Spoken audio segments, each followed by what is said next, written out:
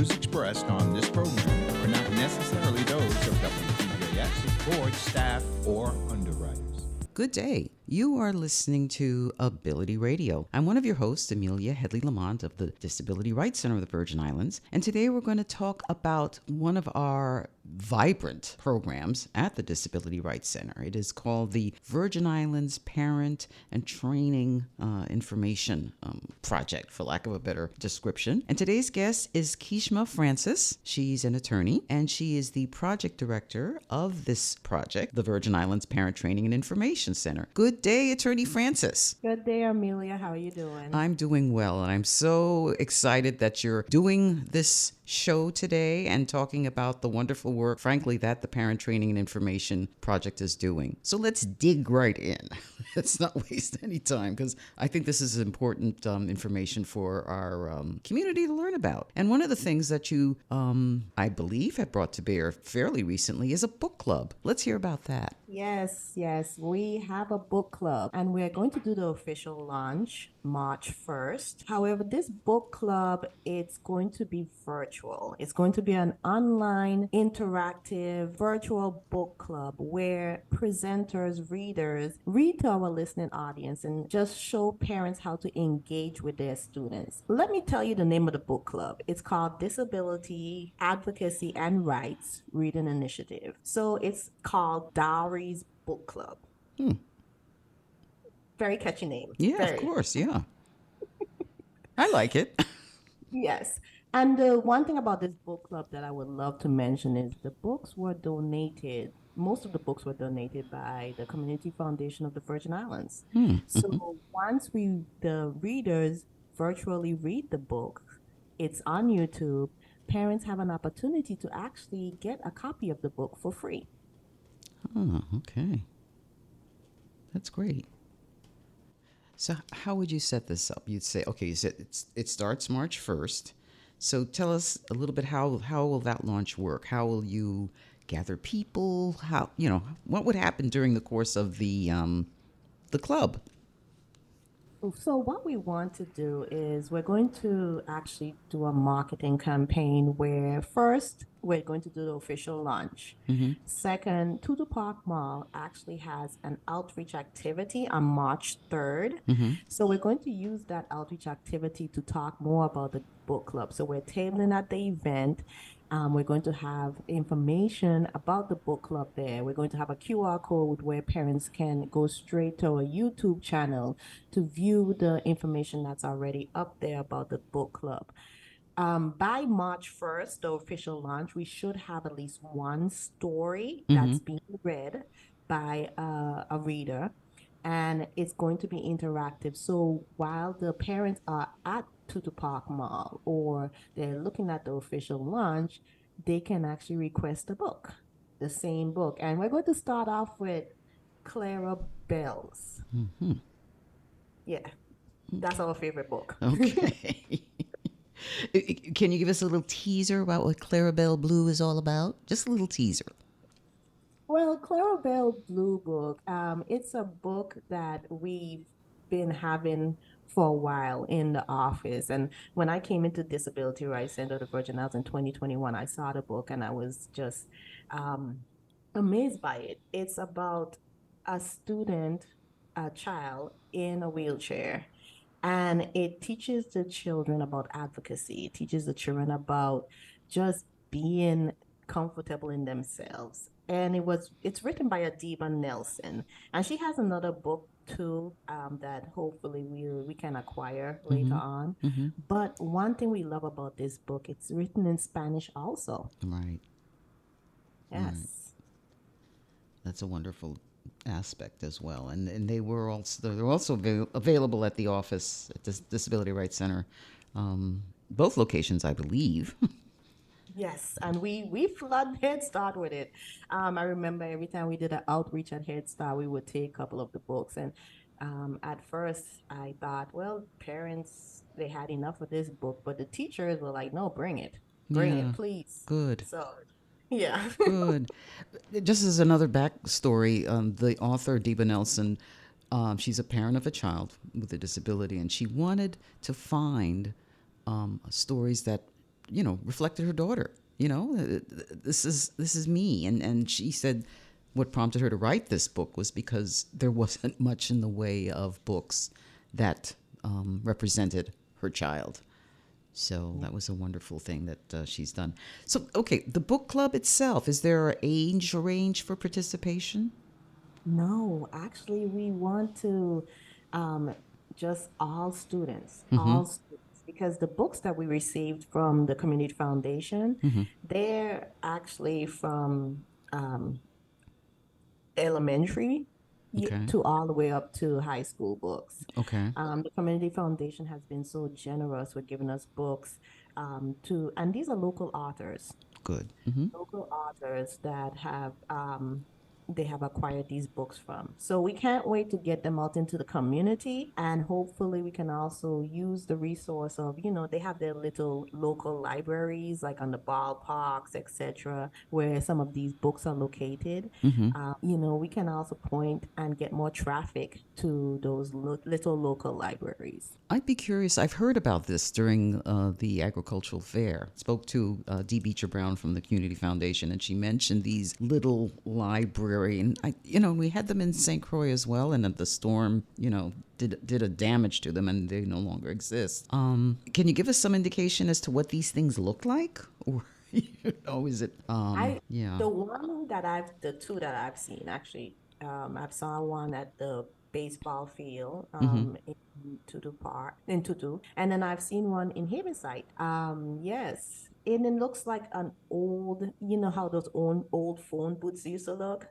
Oh, yeah, yeah, yeah. Okay. It's red, and I was just intrigued to just go in and see what type of books are there. And there were books, a lot of books that gently used, um, or used books, but they were books. And people were just walking by as I opened it, and I was like, oh, I'm amazed. And I think it just started something where someone behind me wanted to be amazed too, and they opened the door. But they're libraries, little phone booth size libraries where people can get books and leave books. Okay. And it really can only accommodate one person at a time, I would imagine, correct? Well, you can't step in. Okay. So it's, yeah, it's just, you can't step in because it has shelves. Okay.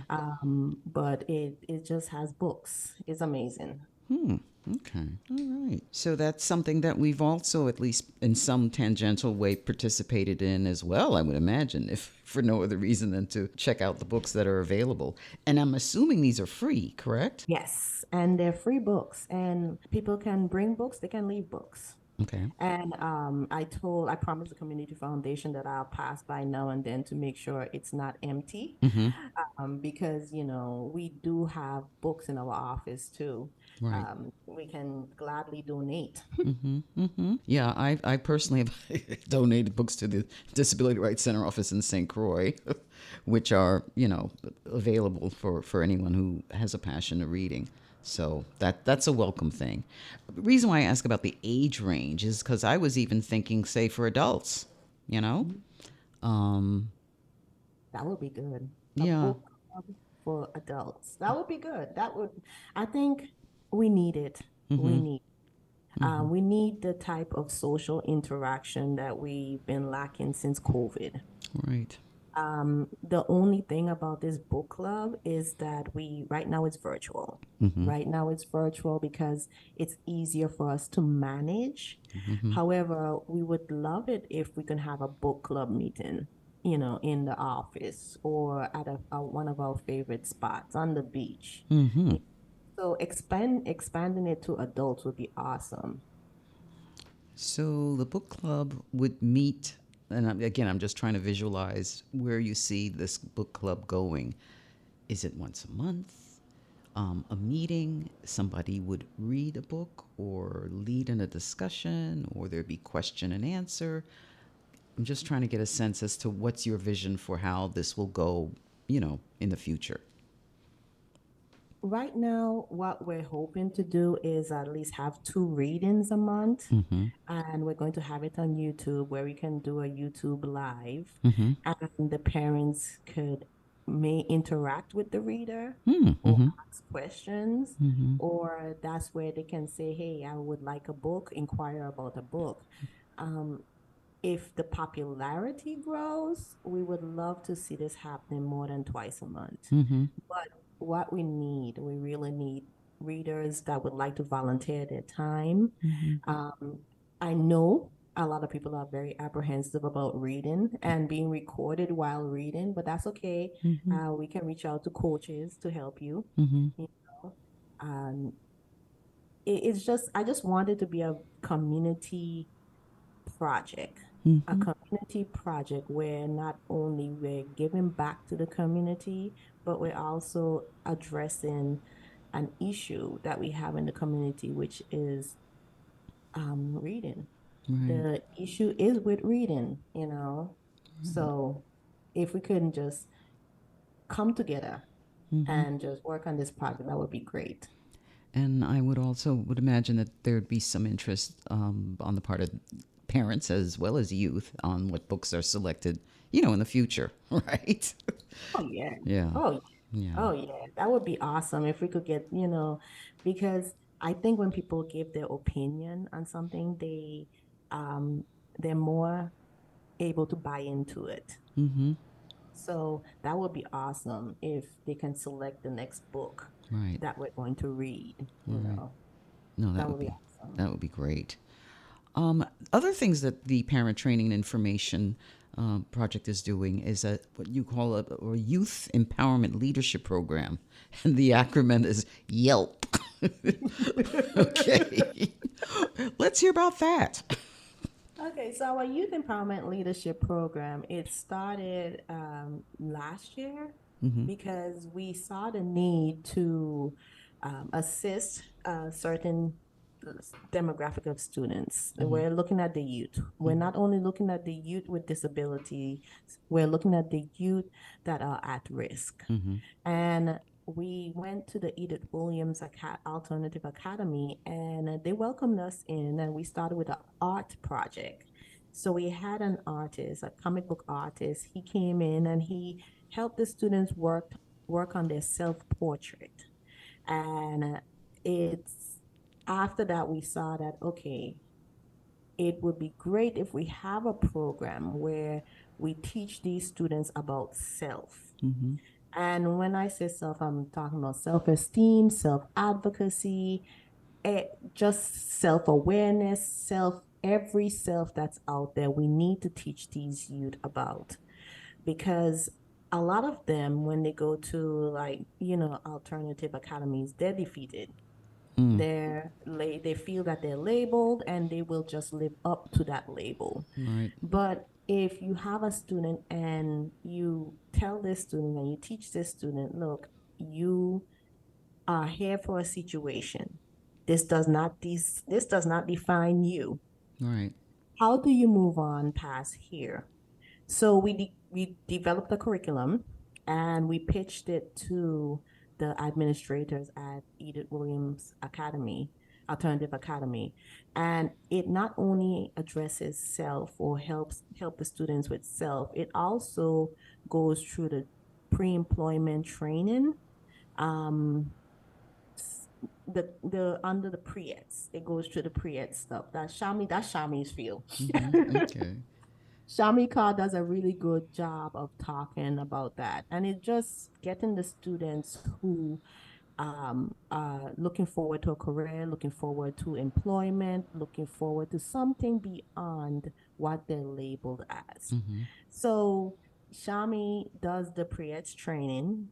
And Now, pre-eds, I want to make sure I get the word right. Pre-education, is that what you mean? No, pre-eds, pre-employment services. Pre-employment. Okay, gotcha. So Shami does that. She does a really good job with that. And she coordinates with vocational rehab. And vocational rehab, actually, they come in and they assist us in, talking to the students. And a lot of the students in the Virgin Islands, just generally, they have been undiagnosed. And we know vocational rehabilitation, they work with students with disabilities, but the issue that we're having is a lot of the students haven't been diagnosed, so you can't work with the students with disabilities if they don't have a diagnosis. So how can we do a blanket service where you assist all these students and they don't have to disclose? So this is Yelp. Yelp is that situation. And we were able to use money from our SPAN grant, and SPAN focuses on youths with disabilities. But when I spoke to the grantors, they say at risk is also there. So we were able to just create a program. And this program, like I said, is focuses on the self, focuses on leadership, and it focuses on pre-employment training. Okay. And when you mentioned Shami, we're talking about Shami Carr, who also works at the Disability Rights Center office. She's a real dynamo with regard to employment rights and vocational skills training and et cetera, et cetera. So, again, if you have any questions, you should call our office at 772-1200 or, oh God, help me with the St. Thomas number. I think it's one number. 776-4303. There you go. There you go. But you'll also get through at 1200 if you forgot the other number that Kishma Francis gave you. So try and have a one-stop shop, so to speak. See, it was easier for you to remember than me, Kishma. I don't know the St. Croix number. I'm sorry. Oh, no. It's okay. So there's a thing that was done, I should say, successfully, because I personally witnessed it at the recent agricultural fair and cultural fair, art therapy. And that was a wonderful thing that you've done with Beyond Visions. You want to tell us a little bit more about that? Yes. So art therapy. I wanted to find a way to engage the students. Under the Parent Training Information Center, we one of our audience that we have to really reach out to are students. So how can we reach out to students? Not only by telling them about their rights, but also engage them. So we came up with art therapy. I A local artist, Sarah Wright, she studied art therapy. So it was easy for us to just transition into art therapy itself.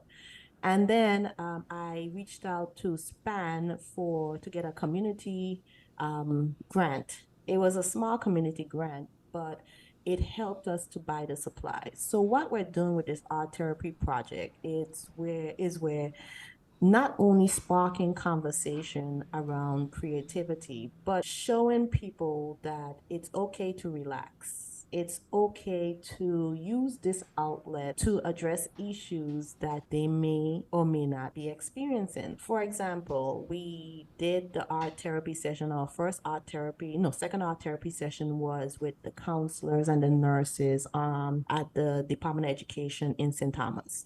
And the art therapist led them into creating, they have a journal, and they had to design the cover of the journal. So they had 45 minutes of just drawing and creating something that just put their mind at ease. And she talked to them about doodling. She talked to them about, the importance of, just creating a creative space where you can just, use it as a release valve when you're stressed. And I'm telling you, a lot of those counselors and nurses, they reached out to me afterwards. And now we're into several schools doing it for the students. Yes. Great. I also have principals reached out to me. So we have the next 2 weeks, we have about 3 schools that we're going to.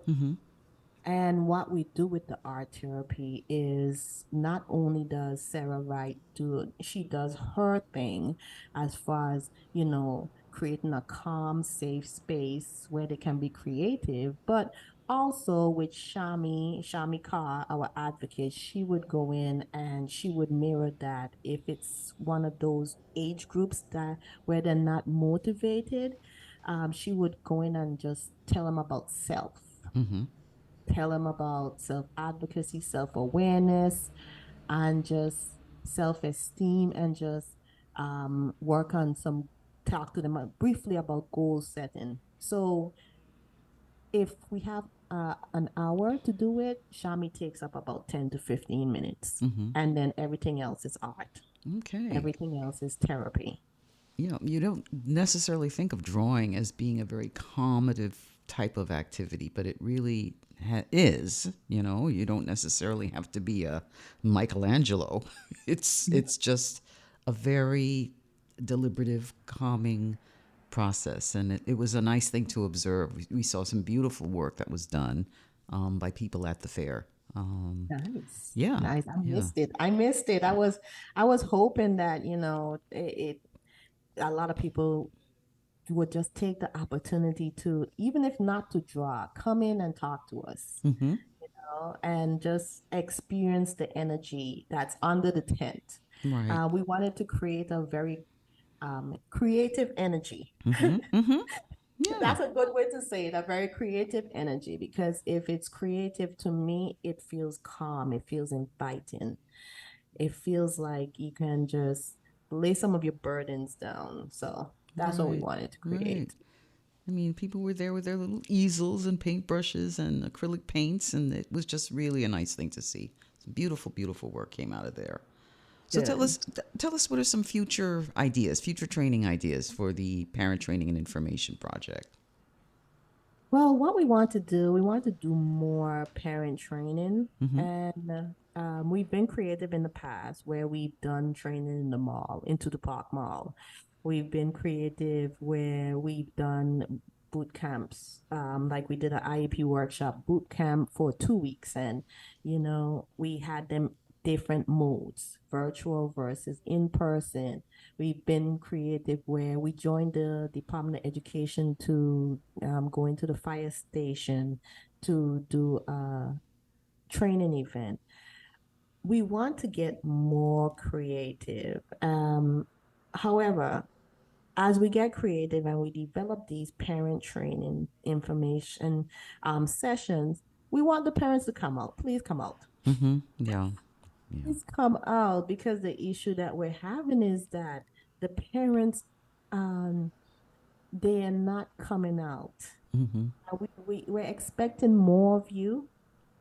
So what we do is we record it, yes, and we will be more than glad to email it to you. However, I think when you're not present, especially if we have special guests, Mm-hmm. you miss asking that one question that you keep forgetting. You miss asking, making that connection with another parent. So we want the parents to be more present. In the future, we want to do more collaborations with the Department of Education, especially for the parents in the school, where we can come to the school and the parents come to the school also, and we do trainings. Head Starts, we done a training where the parents drop off their kids at 9, and the parents were there. They came out. They came out. So we're seeing that work. So we're going to still do our modules. We have 10 modules. Mm-hmm. And we're going to still do those modules where we're telling the parents about rights, IEPs. We're telling them about breaking down what an IEP, proper documentation. We're going to continue those modules. However, we want the parents to come out. And once we continue those modules, um, we definitely will let the community know. Okay. There was something I also noted that there was some mention of working in the future with the infant and toddlers program. Yes, yes, yes, yes. Yes, we are. Uh huh. So we're going to do a interactive play and learn with the Oh. parent Uh huh. and their child, because a lot of the younger children, the parents who have younger children, they don't like bringing their children to training sessions because they think their child will make noise. So Yes, that's not an unreasonable yeah, and that's expectation. unreasonable for us to expect. So let's do it in a situation or a environment where the children can make noise and parents can still get the information. So we're going to do some parent interactive train and learn, play and learn, and we'll call them play dates, where the parents will be able to learn and the children will be able to play. So we're going to work out the kinks and coming soon. Okay. Well, that's a wonderful idea. Um, what kinds of future plans for the island of St. Croix? Because I'm hearing Tutu and Yes. other Yes. St. Thomas locations. Any progress on the Big Island? We want to do more stuff with St. Croix. So especially with the infants and toddlers, we're going to do one of the events over there. Okay. But my thing with St. Croix is, you guys, come on, give me a little Give you a little love. love. Give me some love, you know? Yeah, Yes, because the same things we want to do. The one thing I must say is that with St. Croix, we have a hygiene project we're going to start giving out products in March. I already have gotten contacts with most of the schools in St. Croix. So St. Croix, you're on top of it, Okay. with us getting the hygiene projects out. But as far as the parent information and parent training, we really would love more collaborations. We're collaborating now with Beyond Vision, and hopefully we get to collaborate with more and more organizations that assist parents, or we get into at least one school. Okay. Well, look, we have 30 seconds left. How can they get in touch with Kishma Francis and the Virgin Islands Parent Training and Information Project? If you want to email me, my email is K as in Kishma, Francis, FRANCIS at drcvi.org. The phone number again is 776-4303 extension 101. Our website is www.drcvi.org. Go on the parent resources and you'll see what the Parent Training Information Center has to offer. Thank you so much. You've given us a wealth of information. Thank you for listening. Great audience as usual. Have a great day. Bye-bye. The views expressed on this program are not necessarily those of WTJX, its board, staff, or underwriters.